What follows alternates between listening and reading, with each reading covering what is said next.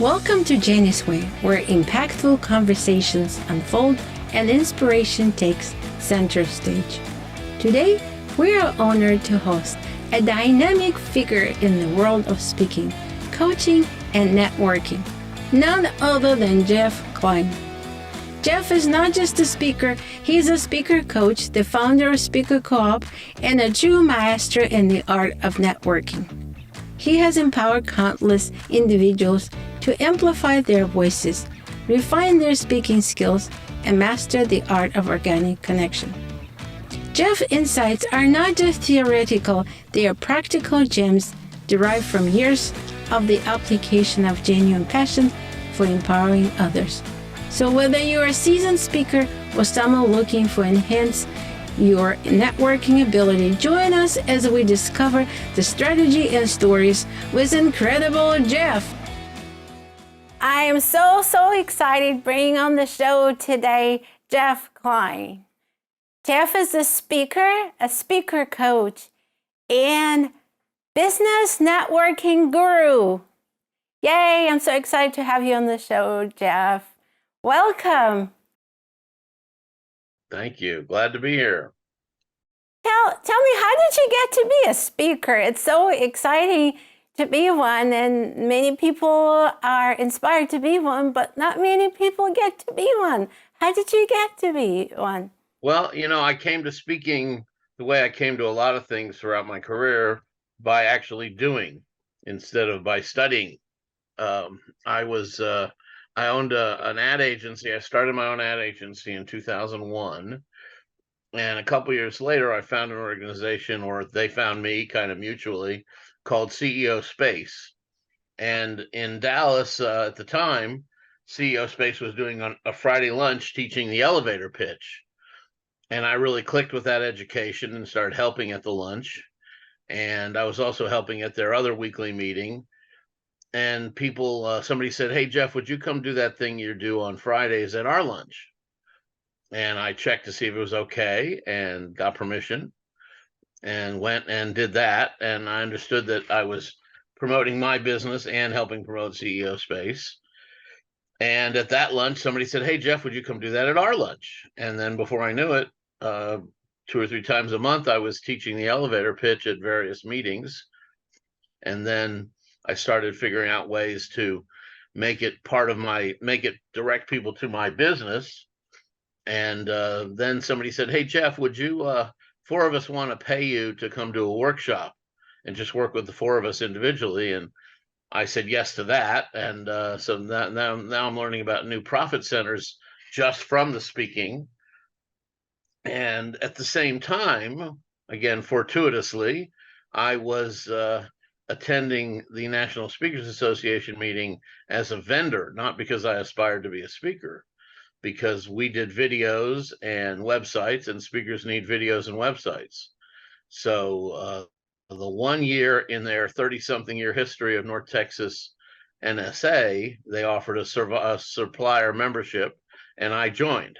So here I was speaking every so often and getting a speaker education as a professional public speaker, and just kept on doing that. And then a few years into that, got together with some folks and started Speaker Co-op as a way to get more speaking engagements, and then set a goal to speak once a week as an ad guy who spoke, and then set a goal to speak, then increase that goal to twice a week, and did that for a couple years.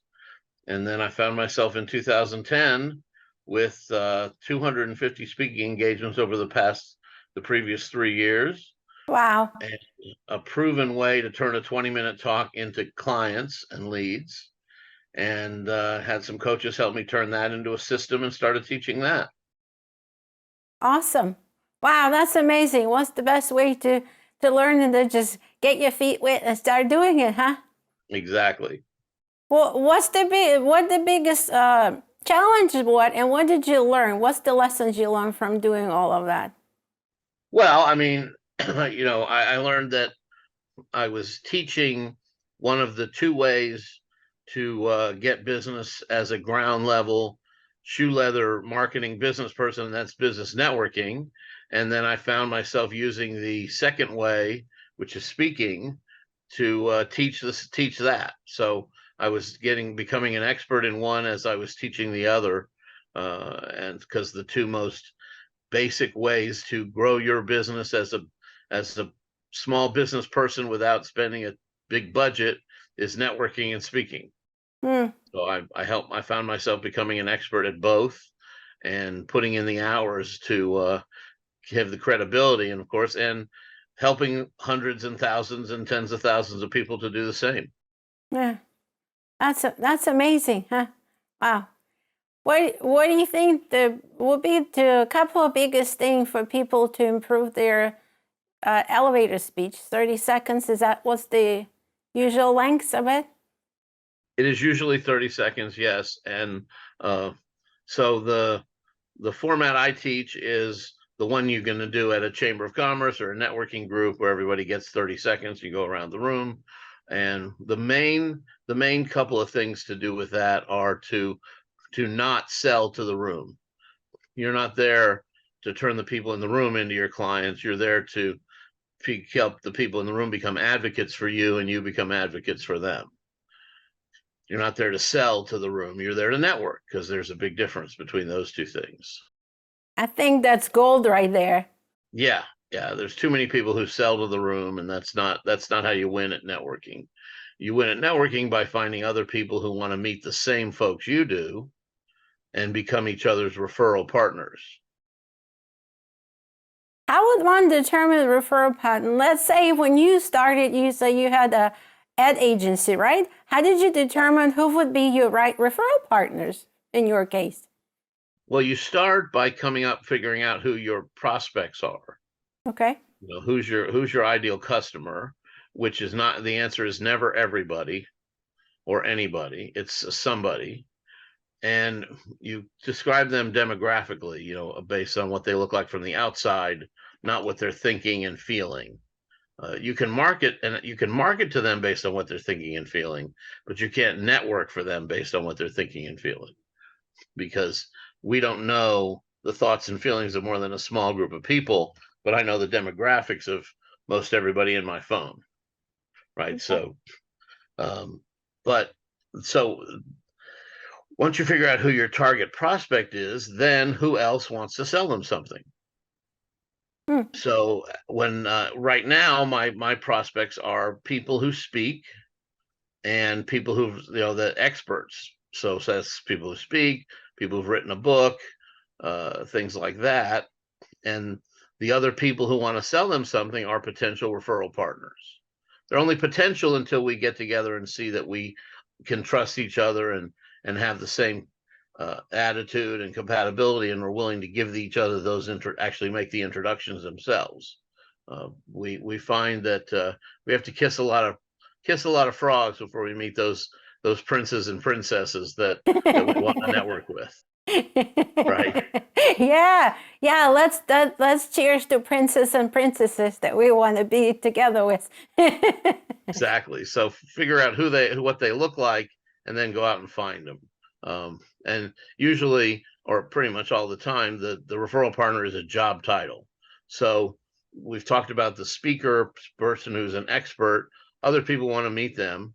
Examples of that would be a business coach, a business banker, other people who help folks with their business from an outsourcing standpoint, people who do things for the business that the core person isn't the best at.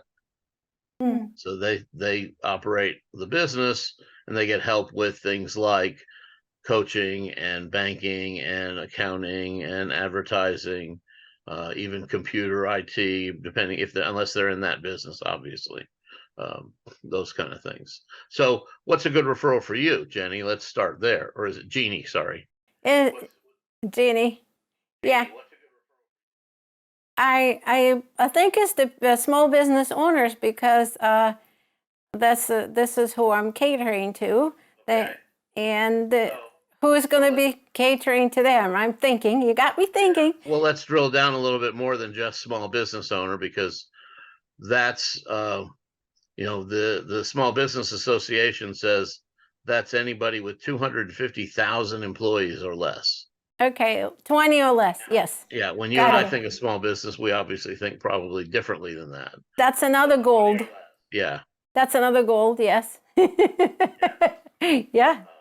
So small businesses with 20 or less. How long does it matter how long they've been in business? Yes, I like to work with people who are just starting out because I love challenge. That's another gold right there. Because how long they've been in business. So small business, relatively new. Does it matter if they're business to consumer or business to business? It doesn't matter. That doesn't matter. Okay.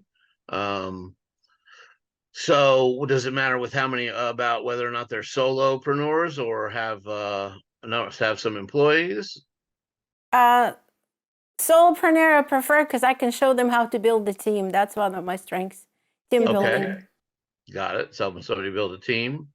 All right. So, again, who else wants to meet that kind of business? Obviously, I do. So we could potentially help each other's customers, which is one of the reasons I'm on your show, of course, because audience, No. the audience of the show is people you recognize I can help, which is why you asked me to be here. Yeah. But so that definitely helps. Those of you who are listening, if that also describes your audience besides describing you, think about ways that you can help Jeannie meet people that are in that demographic that fit that description, and see how you can help those folks and how you can add to what Jeannie does for those folks or what I do for those folks. Yeah, that's excellent question. Excellent point. I think those would be a lot of different categories, like me, accountants, attorneys. Let's see, who else? Loan officers who give business loans to businesses. I'm trying to think now. That kind of thing. I'm sure You're on the right track for sure. Yeah, so that'd be kind of around there. And you know what? What I just thought of, a commercial realtor. Like if they want to grow their team, they might want to get a commercial space. So I see how you build on when you start building the business, who those particular clients would need in their world to support them through their growth and maybe getting them to the next level. That's the best referral partners. Absolutely. Okay. And the list of your potential referral partners is always changing. Okay. It's always changing, it's always growing. Is it based because the business direction might change a little, or is it because your referral partners may be changing, or both? What do you think? It's more that you're meeting more people that you have more opportunities. Okay. That's what it's about. It's about that you discover more kinds of businesses that you didn't know about before. I think the way you describe it sounds to me like you go to network to meet friends, not necessarily to sell to them, just to go and meet friends. They could be potentially working together, like building each other businesses up. Right. You network to meet partners. You don't network to meet clients directly. The ultimate goal is to get clients. But great. the people in the networking room are not your future clients. They're your partners to get more clients. How do you help people to become speakers, and who do you think qualify? Obviously, any business owners, but some of them may be afraid, maybe don't have a confidence or afraid to be judged how they speak. Yeah, there's a lot of people who are afraid of public speaking. It's half the population would rather be in the coffin than giving the eulogy at the funeral. That's the old Jerry Seinfeld joke. So yeah, it's important to be comfortable speaking. Now, I do help people with that as well. If you want to overcome the fear of public speaking, that is something that I can help you with. But for those of folks who want to replicate what I've done as a business speaker, and that would start with people that we're targeting, people who are the primary salesperson in their business. Even if they have a sales team, they still lead the sales. targeting people who are solopreneurs, and because they're where they're the only salesperson in their business. And a lot of consultants fit that bill, not for any reason except that they're not looking to build a team. They're the expert, and they just are selling what they do. And speaking is a great way to promote that, consulting. So a consultant is a good target just in and of themselves. But the best prospect for me, Jeannie, is somebody who has spoken a little bit and hasn't had much success. So they recognize that it's something that can work, but they need my help making it work because I can show them how to make it work. So fine tune their skills. It's like tuning the piano or guitar or violin, that kind of stuff. Okay. Sure. I get it. What do you think is the advantage of do you advise business owners to have a sales team or just start on their own and kind of learn the ropes of sales and then hiring a sales team? What are your thoughts on that? It depends on the business, really. I mean, I thought early on when I had the ad agency that my first hire would be a sales rep. It wasn't? Yeah. No, it turned out I needed a virtual assistant first. Wow, okay. And as my business is now, with where we're not doing the ad agency anymore, but we're, as a coach and a speaker, the sales. I mean, I need both. I need the virtual assistant. I need help with admin stuff, and I would benefit by having a salesperson or two promoting the membership and promoting me as a speaker, because we have separate. At this point, there's separate things. There's Jeff Klein Speaker. There's Speaker Co-op, the website, which is a member site, and so there's several different things to sell, and and I'm still just a solopreneur with a couple of contractors helping with things like websites and stuff like that. So I haven't done the hiring thing and seen that exponential growth that some people want. And part of it is obviously that I haven't had the desire to grow to those points. And also just circumstances and timing as well, where I've reached a point with the booking portion of my business where we get bookings for people, where I would, every time I get to a point where I'm ready to add somebody to help get bookings, somebody drops off and then I don't need help getting bookings anymore. So, it's a little bit of a timing thing when you're hiring as well. So so in answer to your question, it just really depends on the client and what their goals are. And how fast they want to grow, right? Absolutely. Okay, so it's all individual. Okay, that makes sense. What would you tell people if they do the very first speech? What is there a routine that they should do before they get on either virtual or real stage? Do you have a couple of tips for them? Well, I mean, again, it depends on what the speech is for, what it's about. If you're looking to get into speaking as a way to promote your business, or if you're getting into speaking because you want to be a public speaker as your job title, those are kind of two separate goals. The other major reason people start speaking is to further a cause. They've got a nonprofit or something they're passionate about, and they want to further that cause. And so the primary thing to think about, which when somebody says, I want to be a speaker, my first question is, what problem do you solve and for who? Okay. Which should also be a question you can answer when you want to start a business. Because if you're not solving a problem for anybody, what are they going to pay you for? To come and look pretty. Yeah, exactly. Yeah, that's a very good point. I love it. That and another goal. Yeah. So there's different level of speaking depending on what your ultimate goal is. Okay, that makes sense. So what if you want to be a full-time speaker and you want to speak on stages, I don't know, all over the world? How How much training do you think you need? Do people were born to be speakers? It's all training, you think? So the main thing again is you need to be an expert at solving a problem. If you want to be the next Tony Robbins or Zig Ziglar, where you're speaking all over the world, you have to have somebody you're helping who lives all over the world. There we circle back to being an expert. What are you solving? Right. What problems are you solving and for whom? And for Then whom? figure out what groups they hang out in.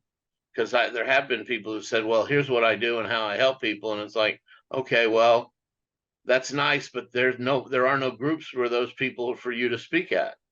Those people don't gather in groups. And if there's not a group where your people gather, it's pretty hard to become a speaker for that group. You can become a coach or a consultant for that group, but you can't be a speaker for that group if they don't meet in a group.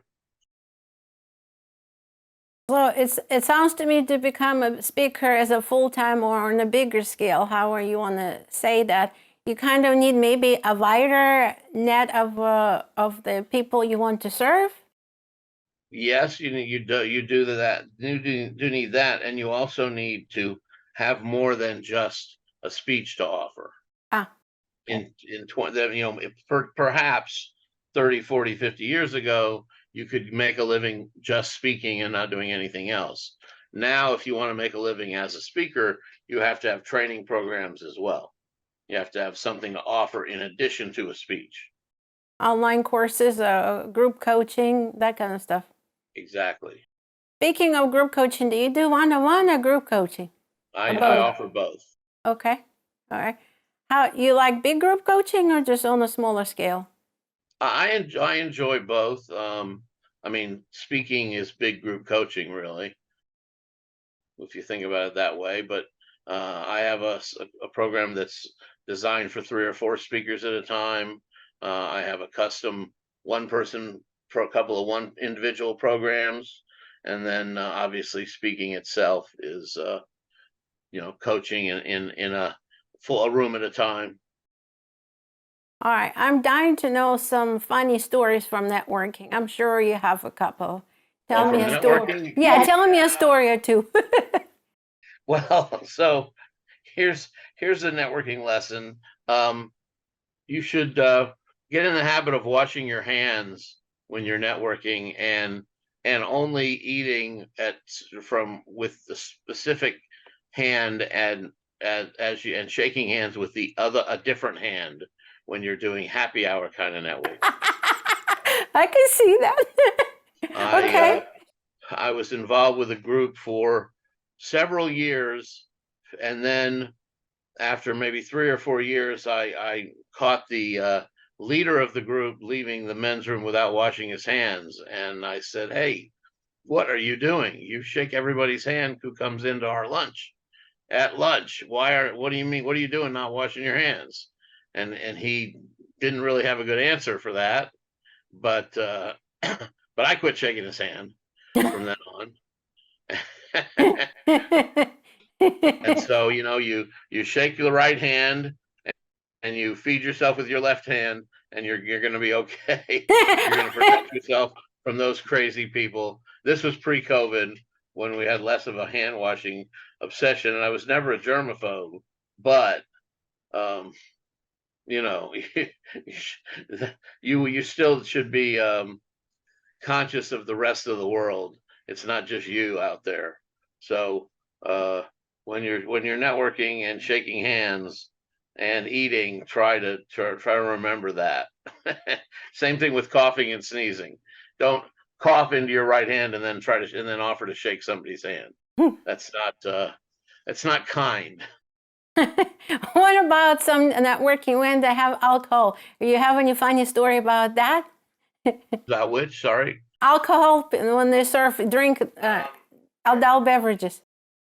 Not really. I mean, I don't have any people who've gotten out of control in that sense, but I do have a story where we were at a trade show event at the happy hour after the trade show, and I was standing around with some friends talking, and this woman came up to me, and she was obviously training somebody for her business. Because she had somebody following with her who was obviously, she was learning from her. And she came up up to me, and she handed me a postcard, and she said, "Here, I think you may need this," or something along those lines. And I looked at the postcard, and it was for a men's foundation garment. In other words, a men's girdle. And I said, "Are you calling me," in front of all my friends and this woman and her assistant? I said, "Are you calling me fat?"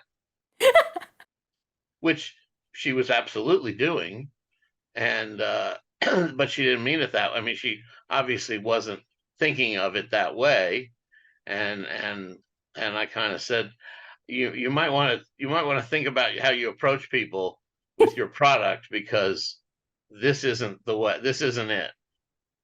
And I made it a point to be try to be kind in a way that and make it funny.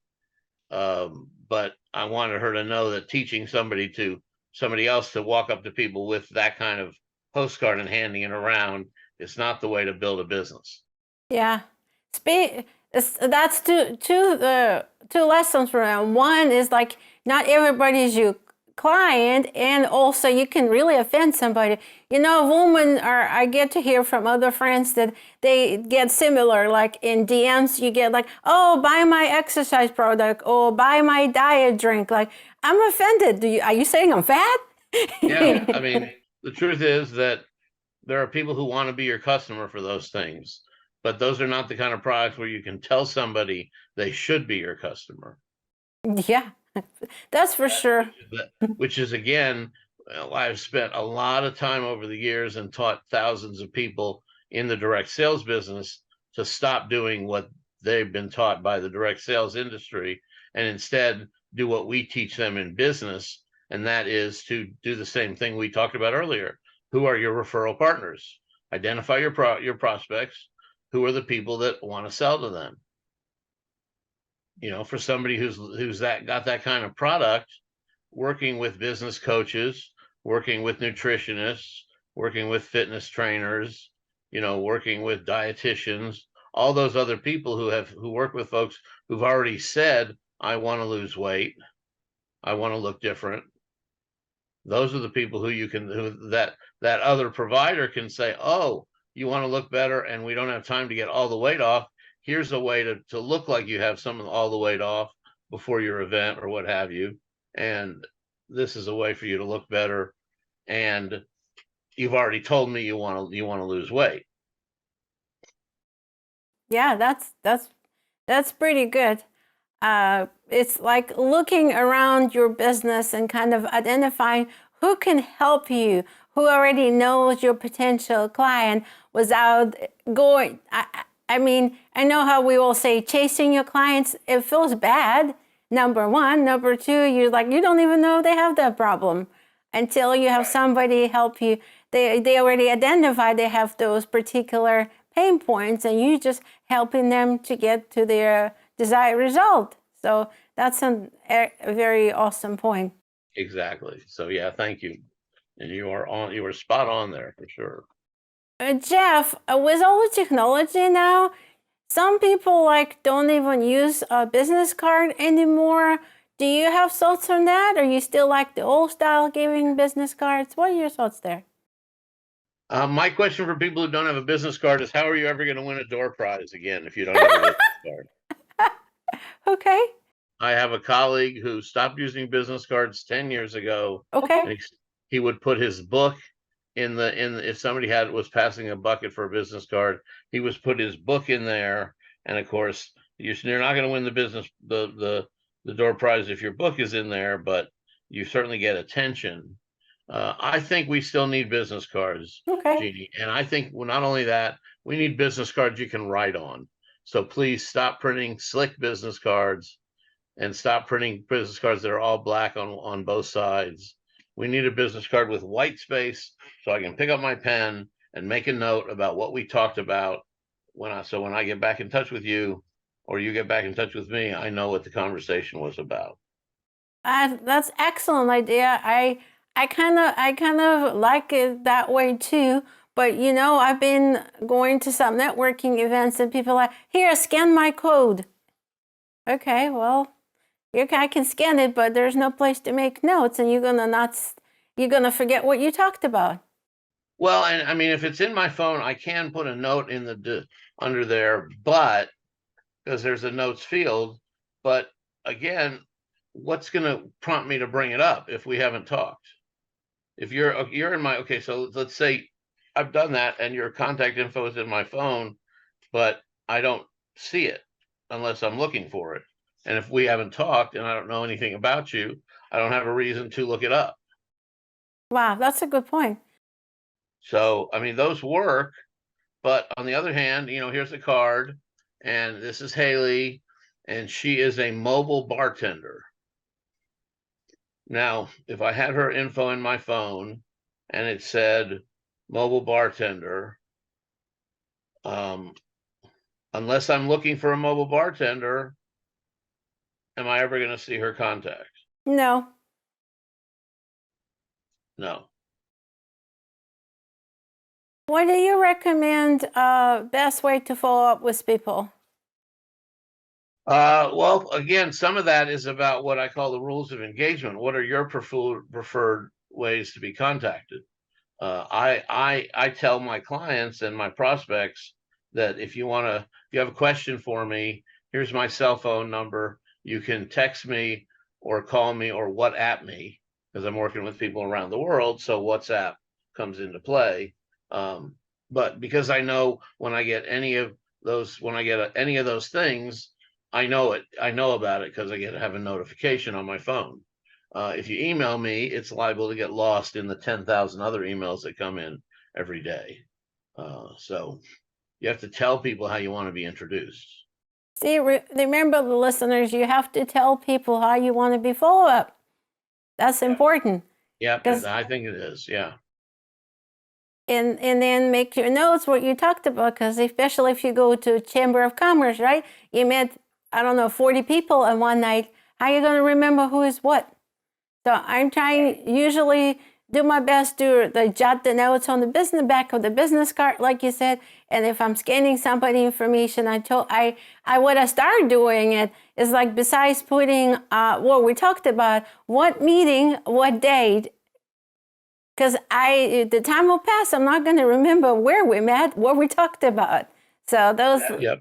That's helpful. And a fully robust contact, CRM tool, customer relation manager, or contact relation manager, can help you with that kind of stuff. Those are pretty powerful as well. Do you have your favorite CRM, or anyone will do? I just think you should have one. I've been dabbling with Keep lately, but I'm looking. I might be changing to Go High Level through a provider there, and so I'm sort of on the fence on which one I'm going to land with right now. But better that than an Excel spreadsheet. Although an Excel spreadsheet is better than nothing. Oh yeah, you got to start somewhere. Yeah, yeah. But it's harder to make notes and all those things and reminders on the Excel spreadsheet. But it's better than nothing, that's for sure. Yep. So, but and I have notes. I have a note to call somebody next week or next month. It goes in the calendar. Yeah. Which the CRM does for you if you're using one. Where would, if you had any choice to speak, where would be your top place to speak in the world? Top place to speak in the world. Anywhere. Gee, I don't know. I'm not sure. I'm not sure I know how to answer that one. I would love to speak at like, the Wingstop National Convention. How's that? Wow. Okay. I'm curious why. Well, all my stuff about networking is it would help the franchise owners do better with their chamber memberships and stuff like that. So, franchises is a target that I've been trying to focus, that I've been targeting, and would love to get in front of more franchise owners. So a national franchise convention like that would be good, and they're based here in Dallas. So figure throw out a name that somebody might know somebody and say, hey, I can introduce you, Jeff. So To Jeff, yeah, yeah. Why not?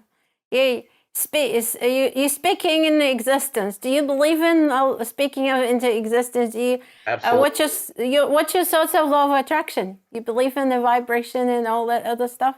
Do you? I believe in manifesting what we desire, and that if you put out in the universe what you're trying to get, you're more likely to get it than if you don't. You're increasing your chance, right? Yep, ask for what you want, you just might get it. Yeah. Well, and other things that I see all the time when I speak with business owners, that a lot of them struggle with feeling stuck or overwhelmed. How would you advise them to prioritize their day or their week? What things you do? Well, I have a coach. That's why my recommendation is, if you're feeling overwhelmed, well, first of all, you should have a coach anyway. But if you're feeling overwhelmed and you don't have a business coach, you should get a business coach. What makes get business coach? Is that another person looking without having any emotional attachment to outcome? What is there? A lot of people having coaches. I had some coaches too, and that's one of the things. Like everybody's saying, like get a coach. What's the thoughts on that? Well, the most successful people on the planet have coaches, and I'm not sure if we need to know more than that. I mean, Tiger Woods has 6 or 8 coaches, one for each element of his game. Nice. Uh, what's his face, the quarterback. Every quarterback has 2 or 3 coaches to make their put them at the top of their game. The Tony Robbins and Zig Ziglar had coaches, Tony has a coach and Zig had a coach, and uh, you you uh, you the top people at the top CEOs have coaches. Wow. Yeah. That says it right there, doesn't it? Wow. Okay. Do you have any daily routines that you practice to keep yourself on task, emotionally, like a higher vibration, or anything you do routinely in the morning or in the evening that helps you throughout the day? I should, but I don't have some good habits that I've instilled. I look at things that I wish I was doing every day. Doing something spiritual every day, whether it's reading a quote or something like that, or doing daily not manifestate. What's the word? Affirmations? Daily affirmations are powerful, and I have used those in the past to my benefit. So a hug a day is a good thing too. Uh, that working alone in your own apartment, in your own condo, online doesn't always you don't always get a hug every day, but that's a good thing to That's a strive good for point. every day as well. Um, That's what the networking is for, right? You go yep, get hugs. exactly. And now I do have a playlist that I use of certain songs that I start the day with when I have a morning stretching, and I play certain what songs that motivate me, and so that's something that I've enjoyed and I would recommend folks do. Yeah, music is a big thing for me. And it depends on the time of the day. Like in the morning, I need the music that keeps me going. Music is a big thing for me. I love the affirmations. That's a big thing.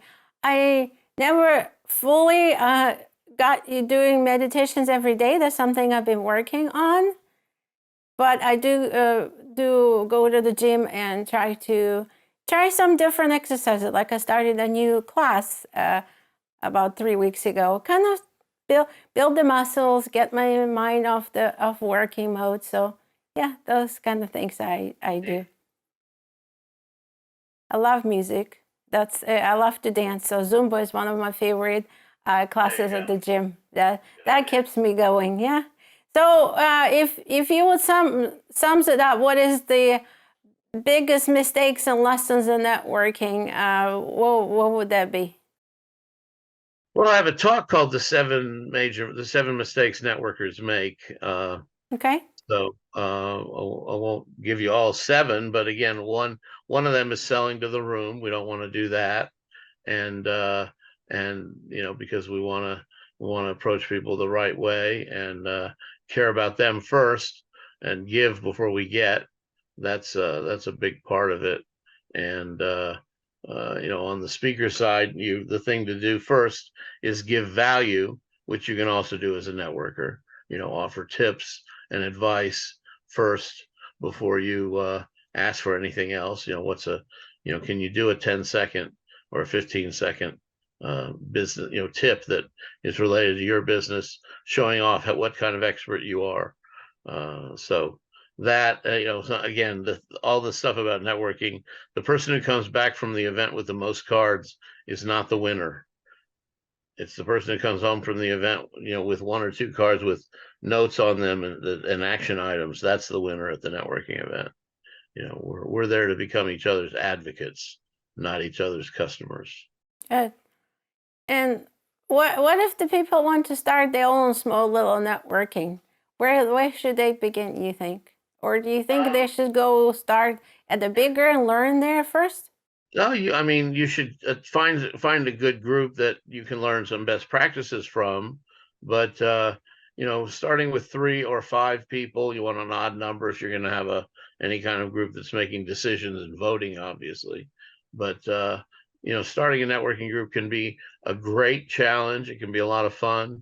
It can be a way to build some leadership skills, certainly, build some speaking skills, of course. But start a group that requires something of people, not just show up and you're a member. Make people bring guests, make people give referrals, make people have one-on-ones if they want to join your group. Have some sort of a requirement, not just a warm body, because if your standard is warm bodies, you're not going to get a high quality group of people. Wow, that's gold. Have high standard and engagement, right? It always goes back to the engagement too. Support and engagement and providing value for each other, with whether it's advice or referrals or both. Okay. Right. I mean, offer advice to offer training to each other as part of your networking time. Add value to everybody. Yeah, that's another excellent point. Provide training for each other. Wow, that's excellent. Okay, well, wow. That was amazing conversation, Jeff. So if anybody need a expert speaker coach, speaking of coaches, and expert networking, Jeff is your guy. Jeff, how the people can reach you? The best way is right there on the screen, Jeff at speakercoop.com. I did mention I get a lot of emails, but if it says, new intro or just saw you speak or something like that, or new contact or something like that in the subject line, I'm definitely going to pay attention. The other thing, I'm going to put my LinkedIn and my calendar link in the chat, so you can see that if you're looking at any of the promo material for our talk here. Yeah. So you can schedule an appointment or connect with me on LinkedIn. Yeah. And always, if you're looking for me anywhere on social media, it's Jeff Klein Speaker. There's a bunch of other Jeff Kleins out there, but if you type in Jeff Klein Speaker, you'll find me. Awesome. And Klein is spelled like Calvin, not like Kevin. Okay, that's good points, and we'll put that in the show notes. If I have questions, well, I'll give you a shout for more links and stuff. It's a pleasure to have you. You know what? I see. Maybe we both can interview some interesting people. Wouldn't that be awesome? Sounds great. That would be fun. That would be fun. I'm looking forward to continue our conversation and see how we can support each other it's an excellent way of having friends and helping them get there, improve people's life, and so they can improve people around their lives. I'm very happy to hear your approach to networking, and it's exciting. Thank you. And I did also have a couple links to some free stuff. We have Okay. some free stuff at the networking website and free stuff for speakers. Both websites, jeffkleinspeaker.com/education and speakercoop.com/education.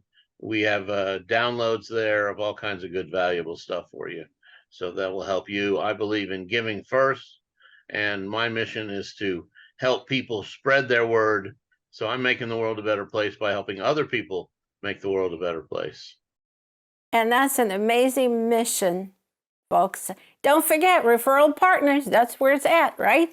Exactly. And Jeff Missions is exciting. Let's support Jeff, and we'll be in touch and see how we can continue our friendship there. Appreciate it. Thank you, Jeannie. And that wraps up our visit with Jeff Klein, and I hope you gain valuable insights that will empower your networking journey. As I observe the wisdom shared today, I consider how to apply these networking principles to forge connections in professional and personal spheres. A big thank you to Jeff for being a guiding force in the world of networking. Don't miss out on future transformative conversations. Hit subscribe on Janie's Way, and let's continue this journey of inspiration together. Until next time, see you.